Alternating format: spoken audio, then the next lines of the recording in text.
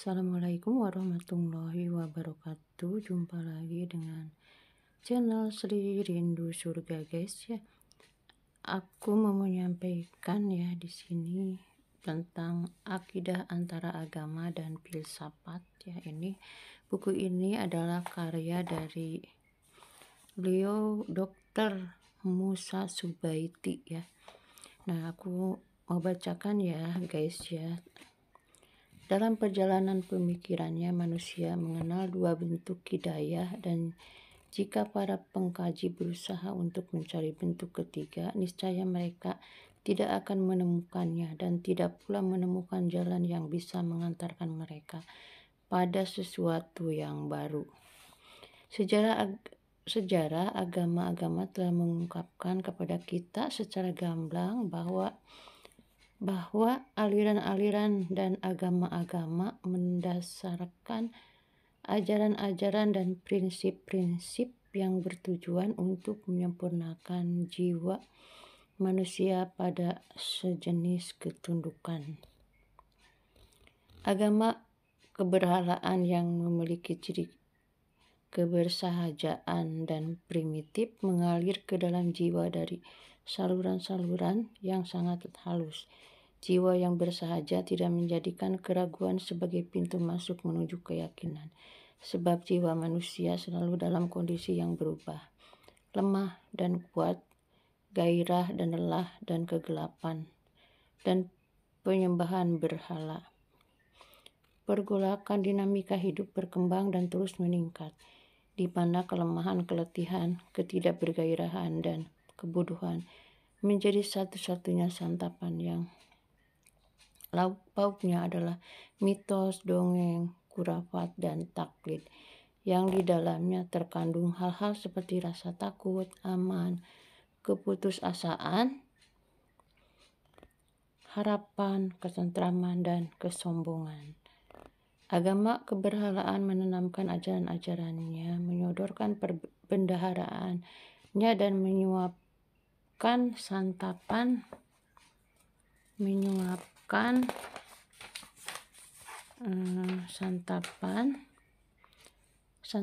kepada umat manusia. Banyak sekali di antara ajaran yang disodorkannya yang mengandung hal-hal yang berbahaya dan melahirkan penderitaan, keracunan, dan kegoncangan, tetapi ia seakan-akan dapat menjadikan jiwa manusia tentram dan luluh. Sebab dalam krisis seperti itu jiwa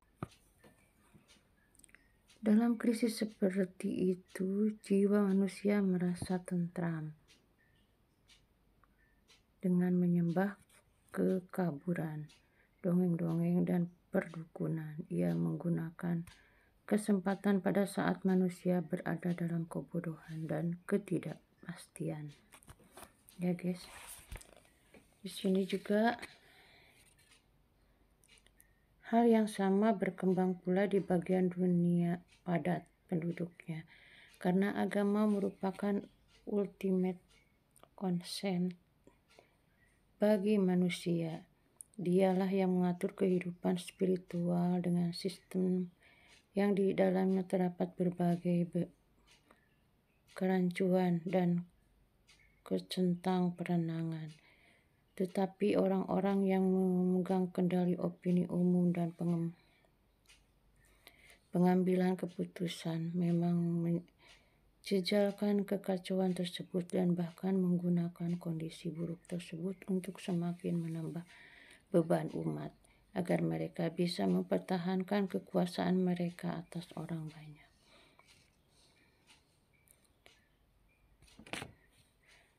Ketika agama menyodorkan kedamaian, menumbuhkan sikap pasrah dan ketundukan, maka akal manusia menerima dan semua bangsa bersikap lembut kepadanya. Karena itulah Anda dapat melihat agama tersebar pada berbagai ras manusia, hitam, kuning, putih, sedangkan filsafat karena radikalnya tidak dapat diterima oleh semua akal dan jiwa. Oleh karena itu, orang yang kulit hitam, karena watak yang dimilikinya jauh dari filsafat tidak mampu mengusik perasaannya. Ide-idenya kurang mengalir dan hanya menyebabkan kerusakan. Filsafat akrab dengan orang kulit putih yang tidak tinggal di Afrika dan Hindia. Di dalam filsafat, mereka menemukan santapan bagi spiritualisnya, pengembangan aliran-alirannya, serta perluasan wawasannya. Ketika ilmu pengetahuan meluaskan pandangan manusia tentang alam dan lingkungannya, maka semua itu meningkatkan kecakapan mereka untuk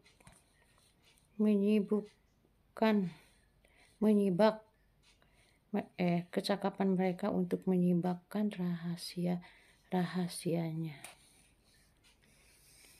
Jadi di sini manusia yang selalu melakukan transformasi karena potensi yang sanggup mengembangkan daya hayal yang tinggi, cita-cita yang melangit, kemauan keras, dan lingkungan sosial yang ya guys, di sini cita-cita yang melangit, kemauan keras, dan lingkungan sosial yang kaya, menghadapi kehidupan dengan segala problematikanya sebagai suatu tantangan.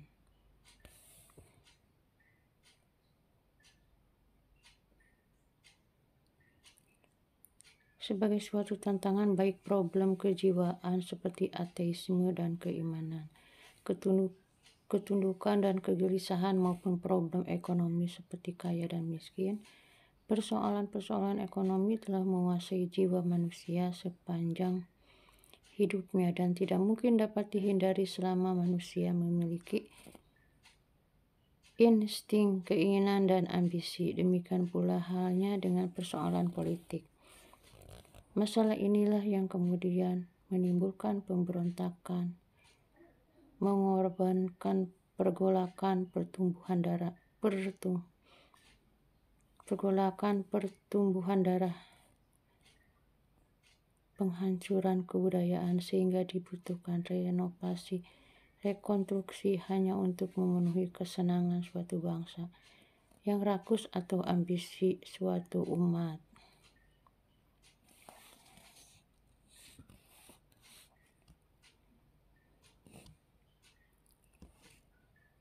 Ketika manusia berhadapan dengan problem, ia menciptakan keraguan untuk menuju keyakinan. Tidak bisa ditawar-tawar lagi. Keraguan tersebut harus dipecahkan tanpa bisa dihindari barang sedikit pun. Filsafat adalah revolusi dan penyempurnaan potensi untuk menghadapi persoalan hidup secara radikal. Sedangkan agama melahirkan ketenangan jiwa, menanam ketentraman, menumbuhkan kerelaan, dan membentuk jiwa manusia menjadi dermawan, yang syarat dengan sifat-sifat kerelaan dan ketundukan, ketenangan dan kepercayaan. Inilah yang kenyataan yang dapat kita saksikan dan kita temui di dalam masyarakat pada semua agama dan keyakinan di zaman modern ini, termasuk agama Islam. Kita dapat membandingkan tujuan filsafat dalam kacamata para filosof dengan tujuan agama Islam. Tujuan filsafat ada 4. Pertama, mengetahui hakikat kebenaran segala yang ada. Kedua, keyakinan adanya pendapat-pendapat yang benar. Ketiga, berpegang teguh pada akhlak yang mulia dan baik. Keempat, melakukan perbuatan-perbuatan yang terpuji dan suci. Sedangkan agama Islam mendasarkan persoalan-persoalan tersebut pada tujuan primernya.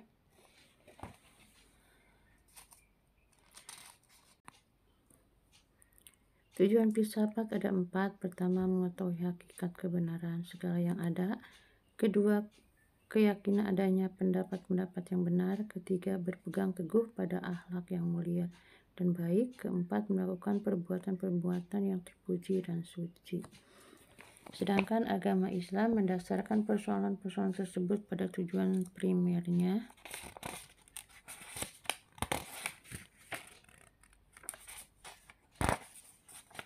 Tujuan primernya sebagaimana firman Allah yang berbunyi,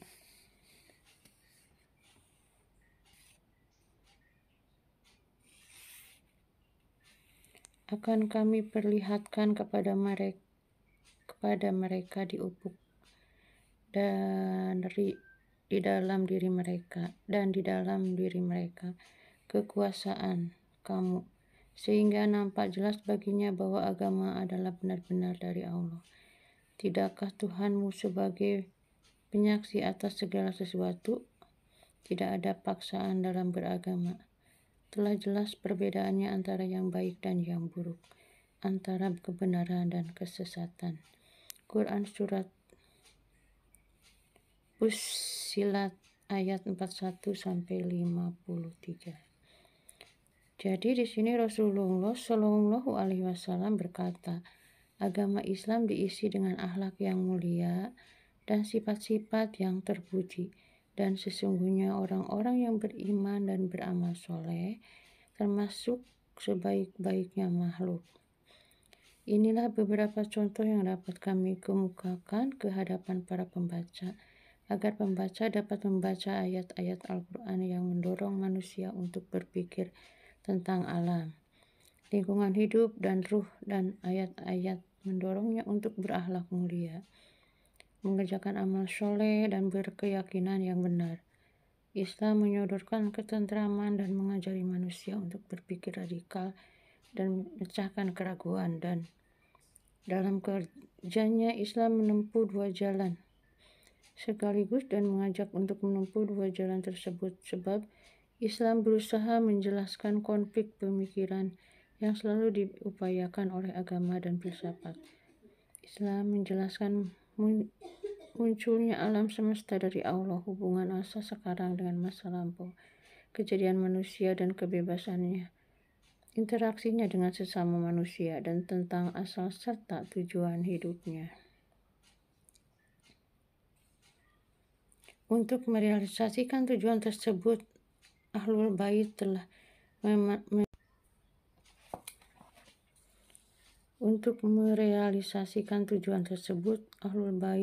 memancangkan kehidupannya untuk menyebarluaskan ajaran-ajaran di atas. Pelajarilah penjelasan-penjelasan mereka, dan agar Anda bisa menghiasi diri dengan semua itu, kerahkanlah segenap tenaga dan kemampuan Anda. Syiah menerima ajaran-ajaran ini dari Ahlul Bait dengan kecintaan dan kerinduan mereka berlomba-lomba untuk melaksanakannya. Jika mereka lelah dan capek, mereka mewariskannya dari ke bapak atau ke anak, dan dari salaf ke khalaf petunjuk-petunjuk yang berharga dan mulia tersebut, dan menjadikan sebagai lampu-lampu penerang, bimbingan yang bijaksana yang dapat memberikan inspirasi untuk memecahkan tabir dan menerangi jalan kegelapan. Pengaruh ajaran-ajaran ini sangat luar biasa pada diri orang-orang Syiah. Di antaranya adalah kelapangan dada orang-orang Syiah menerima filsafat dari manapun datangnya dan di bumi manapun tumbuhnya.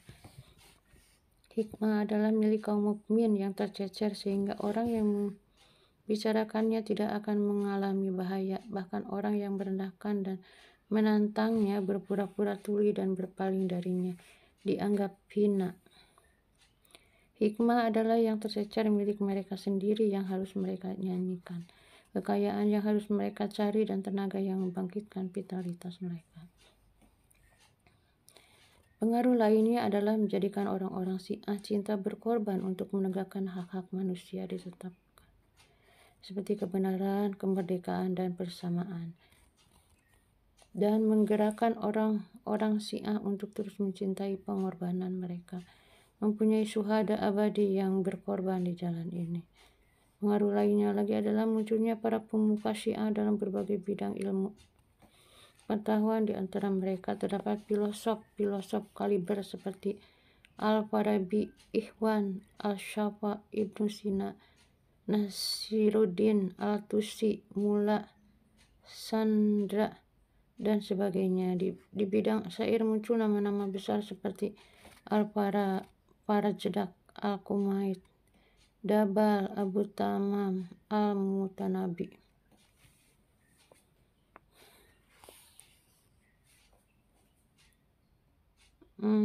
Dabal, Abu Taman, Al-Mutanabi, Al-Buhturi, Abu Hasan, Muhammad bin Ibnu Al-Husain Al-Radi, Ibnu Hani Al-Andalusi. Begitu juga dalam ilmu pengetahuan yang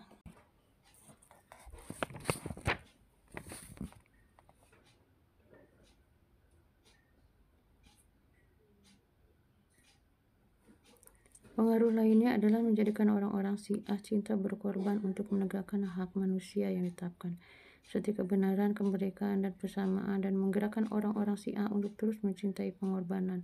Mereka mempunyai syuhada abadi yang berkorban di jalan ini. Pengaruh lainnya lagi adalah munculnya para pemuka Syiah dalam berbagai bidang ilmu pengetahuan. Di antara mereka terdapat filosof-filosof kaliber seperti Al-Farabi, Ikhwan al-Ashafa, Ibnu Sina, Nasiruddin al-Tusi, Mullah Chandra, dan sebagainya. Di bidang syair muncul nama-nama besar seperti Al-Farajdak, Al-Kumaid, Dabal, Abu Tamam al-Mutanabbi, Al-Buhturi, Abu al-Hasan Muhammad ibnu Hasan Aradi, Ibnu Hani al-Andalusi. Begitu juga dalam ilmu pengetahuan yang lain kita jumpai pelopor-pelopor Syiah berjalan di bawah bimbingan dan imam-imam mereka dan melaksanakan ajaran-ajaran Allah. Seluruh agama memindahkan penyebaran dirinya pada ketentraman jiwa melalui penanaman akidah kadang terus-menerus dan kadang-kadang melalui tindakan-tindakan fisik. Ada yang dengan membiasakan salat atau doa dan wirid atau membaca kitab-kitab suci, sehingga tertanamlah makna-makna wahyu ilahi yang memberi inspirasi untuk bertindak. Cara seperti ini banyak ditempuh oleh para sufi. Kemauan untuk berzikir terus-terusan dan pergolakan perasaan tiada henti-hentinya mengalir telah mendorong seorang penempuh tasawuf menuju kemuliaan diri, sehingga tercapailah kasib seperti yang dibicarakan Al-Ghazali ditegaskan oleh Ibnu al-Arabi dan diperkuat oleh Abu al-Hasan al-Syadzili. Islam memijahkan diri pada pandangan rasional dan melatih akal orang Arab untuk mengambil pelajaran dan berpikir filosofis. Islam tidak membatasi ruang gerak filsafat, tetapi ia mempersilakan, memberi peluang dan tempat yang tinggi. Islam mencela orang-orang yang bertaklid dan yang berdebat tanpa ilmu, tanpa petunjuk dan argumen yang jelas. Seluruh agama memijahkan penyebaran dirinya pada ketentraman jiwa melalui penanaman akidah. Akidah kadang-kala tertanam pada jiwa manusia dengan cara diucapkan secara terus-menerus, dan kadang-kadang melalui tindakan-tindakan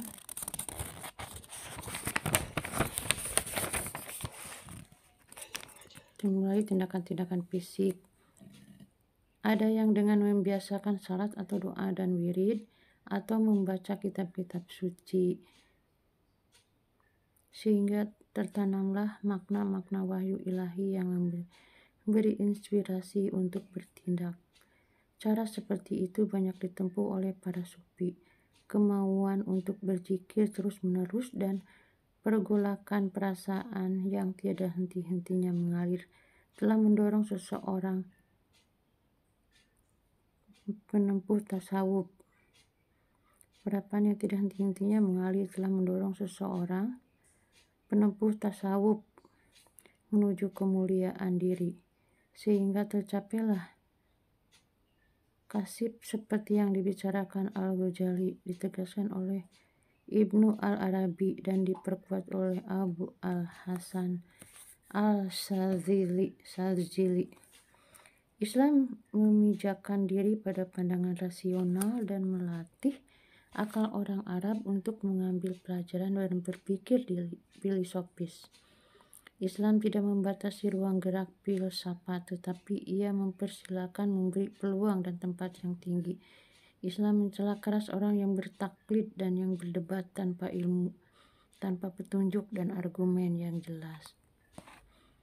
Al-Quran menerangkan kepada kita, sesungguhnya telah kami jadikan isi neraka jahanam kebanyakan dari jin dan manusia.